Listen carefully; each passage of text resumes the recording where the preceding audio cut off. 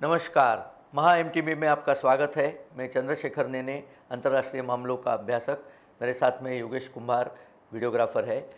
आज एक अंतर्राष्ट्रीय दुविधा के बारे में, आपदा के बारे में आपसे बात करनी है। नहीं, ये कोविड के बारे में बात नहीं कर रहा हूँ। हम सबके अच्छे भाग्य से कोविड का तो संकट लगता है अब धीरे धीरे ख़त्म होते जा रहा है। कोविड के रोगी कम हो रहे हैं, कोविड में जो मृत्यु हो रही है उनकी दर भी कम हो रही है।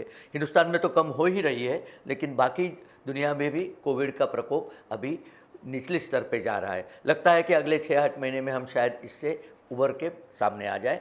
और हमारा वैक्सीनेशन प्रोग्राम जो है वो भी धड़ल्ले से चल रहा है, तो ज़्यादा से ज़्यादा लोग कोविड से खुद को सुरक्षा महसूस कर रहे हैं।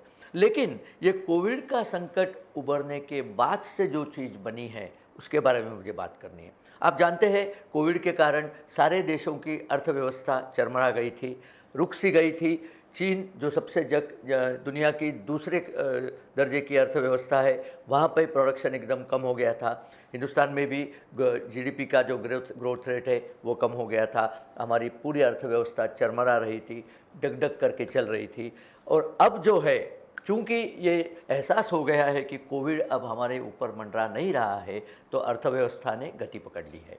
अर्थव्यवस्था ने इतनी गति पकड़ ली है कि अब हम ज़्यादा से ज़्यादा उत्पादन करना चाहते हैं, हम ज़्यादा से ज़्यादा ऑफिसों में जाना चाहते हैं। और जो लोग इतने दिन तक घर में बैठ के ऊब गए थे, वो अब बाहर जाके अपना काम करना चाहते हैं।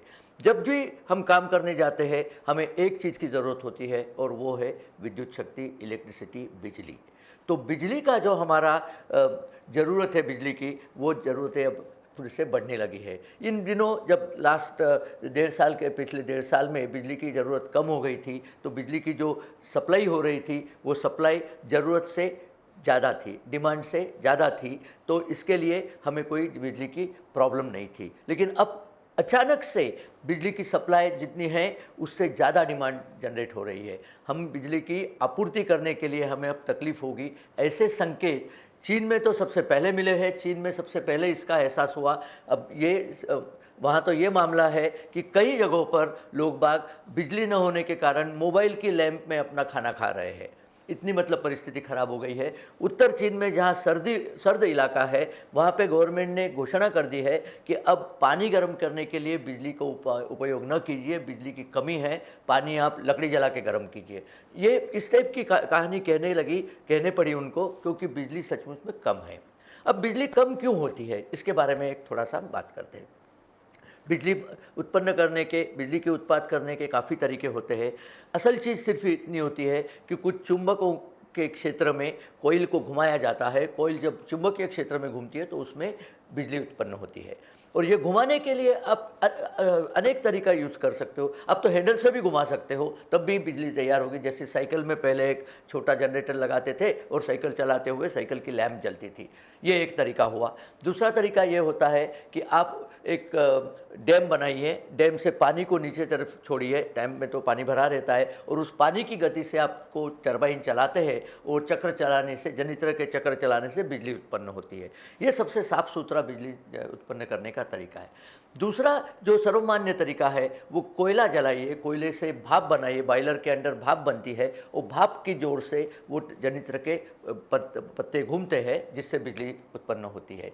तीसरा तरीका ये भी हो सकता है, कोयले की जगह आप विंड मिल लगा दीजिए, ताकि विंड मिल जो हवा से चले, पवन चक्की, उससे हवा से चले, उसमें भी बिजली आप बना सकते हैं। अलग अलग तरीके हैं। लेकिन और एक तरीका है आणविक, जिसको न्यूक्लियर पावर कहते हैं, कि आप आणविक शक्ति से पानी गर्म करना, वही है, पानी गर्म करके भाप बनाना है, भाप को जाके जनित्र में घुसाना है ताकि जनित्र घूमे। ये सब तरीके हैं।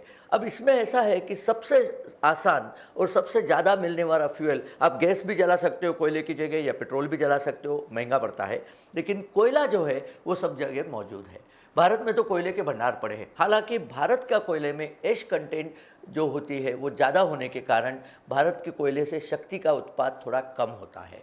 तो अब सबसे अच्छा कोयला कौन सा है? सबसे अच्छा कोयला आज मैं ऑस्ट्रेलिया में न्यूकासल नाम की एक जो जगह है, वहाँ जो खदानें हैं, इंग्लैंड में भी न्यूकासल नाम की खदानें थी। इंग्लैंड के लोग ऑस्ट्रेलिया को बसाने चले गए तो उन्होंने अपने शहरों के नाम भी अपने साथ ले आए। तो ऑस्ट्रेलिया के न्यूकासल के खदानों का कोयला ये दुनिया में सबसे अच्छा कोयला माना जाता है, जो सबसे शुद्ध है, सबसे ज़्यादा शक्ति उसको जलाने से मिलती है। तो ऑस्ट्रेलियन कोयला हम लोग यूज़ करते थे, चाइना तो धड़ल्ले से यूज़ करता था।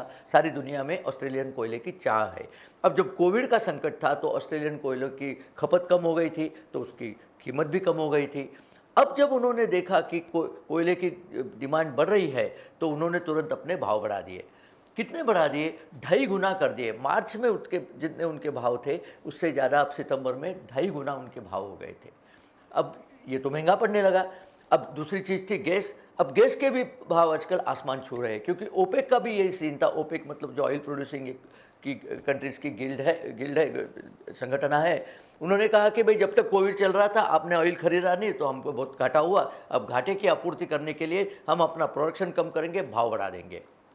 सबके भाव आजकल आसमान छू रहे हैं। आप देखिए पेट्रोल के भाव बढ़ते चले जा रहे हैं, गैस के भाव बढ़ते चले जा रहे हैं। अब जो कंपनियां इससे बिजली बनाती थी, वो कंपनियों का प्रॉब्लम ये होता है कि बिजली की कीमत आप उसके मुताबिक बढ़ा नहीं सकते। बिजली की कीमत, आपका गैस की कीमत क्या है उसके कोई नाता होता नहीं, क्योंकि बिजली की कीमत वही रखी जाती है जो देश के नागरिक सहन कर सके।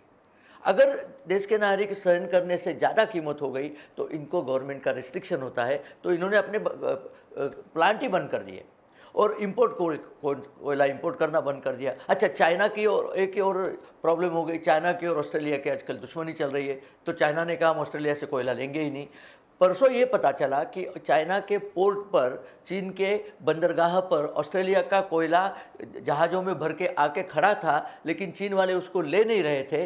तो हमारे यहाँ के कोई चतुर व्यापारी वहाँ पहुँच गए। उन्होंने कहा भाई साहब हम ले लेते हैं। तो 20% डिस्काउंट पे उन्होंने वो कोयला भारत की तरफ मोड़ दिया। तकरीबन 20 लाख टन कोयला इस तरह से हमारे पास आ रहा है।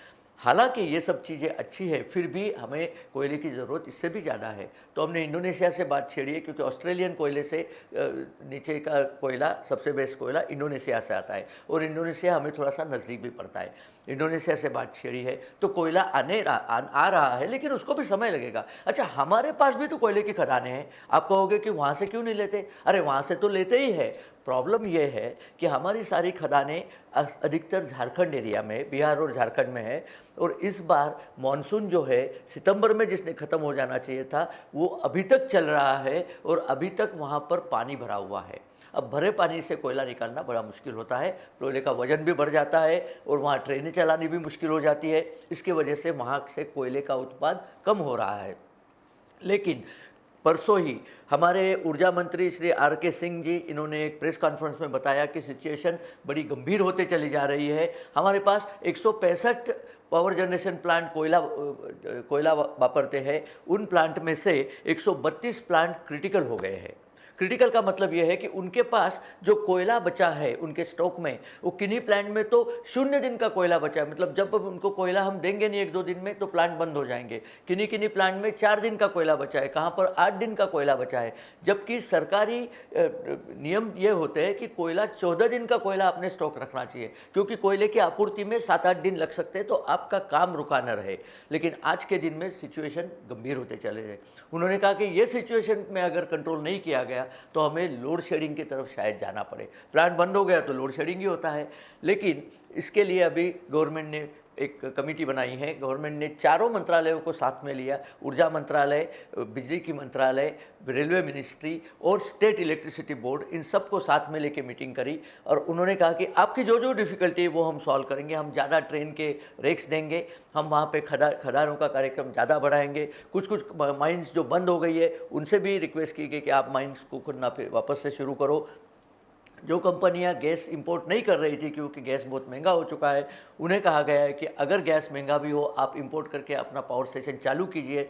आपकी जो एक्सपेंसेस ज़्यादा बढ़े उसकी आपूर्ति हम किसी तरह से कर देंगे। क्योंकि आज अब जब हमारा देश कोविड से उबर रहा है और हमारा अर्थचक्र जो बहुत गति से चालू हो गया है, वर्ल्ड बैंक और IMF ने तो कहा है कि भारत की इस बार की वृद्धि दर, GDP की वृद्धि दर तकरीबन 9% तक जा सकती है। अब ये जाना एनर्जी के बिना संभव नहीं है। तो ये एनर्जी, ये शक्ति, ये कोयला, ये पावर, ये गैस, ये पेट्रोल सारा आना है। अच्छा, ये सीमित संकट सिर्फ हमारे पास नहीं है, यूरोप में भी हमसे बदतर हालात चल रहे हैं, क्योंकि यूरोप तो अब सर्दी के सामने जा रहा है। नवंबर में वहाँ सर्दियाँ शुरू हो जाएंगी। सर्दियों में वहाँ रूम हीटिंग करना बहुत ज़रूरी हो जाता है, उसके लिए बिजली लगती है। और आज वहाँ पे बिजली का संकट पैदा हो गया है कि वहाँ जो ज़्यादा से ज़्यादा चीज़ आती है गैस, वो आती है रशिया से, और रशिया ने अपनी गैस की सप्लाई कम कर दी है।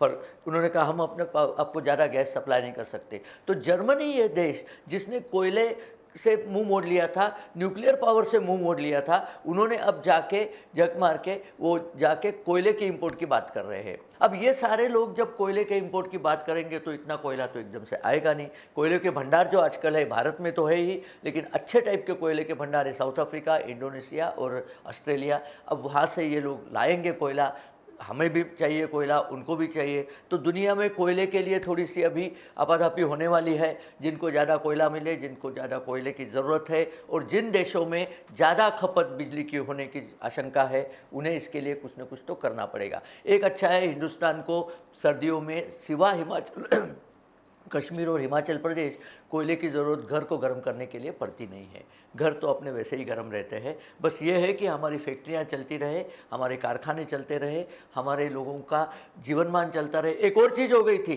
कि नरेंद्र मोदी सरकार ने तकरीबन 2 करोड़ 80 लाख नए घरों में बिजली की आपूर्ति करी है।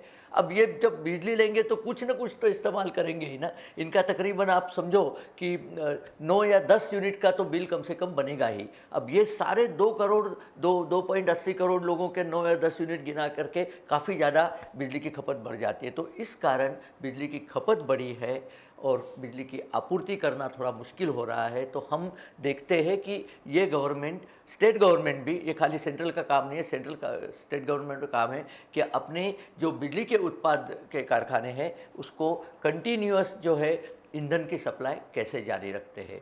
इस विषय पर मैं और भी वीडियो आगे करने वाला हूं। लेकिन अगर ये वीडियो आपको अच्छी लगी तो आप कृपया आपके दोस्तों रिश्तेदारों के साथ शेयर कीजिए, हमारी वीडियो पर कमेंट ज़रूर दीजिए, और वहाँ जो बेल आइकॉन है उसको ज़रूर प्रेस कीजिए ताकि नए नए वीडियो हमसे जो बने तो आपके पास तुरंत इत्तला पहुँच जाए। धन्यवाद।